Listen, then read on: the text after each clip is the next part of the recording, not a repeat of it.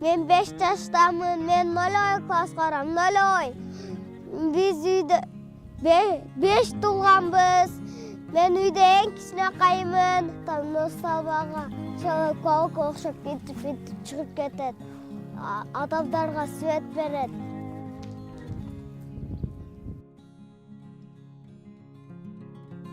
Атам азыр иштен келет. Мен атаманы даярдап койдум. Повар готовил обед, и тут отключили свет. Повар лишай берет и опускает компот. Бросает в котел поленье, в печку кладет варенье. Мешает суп кочерёшкой, угли бьет поварёшкой.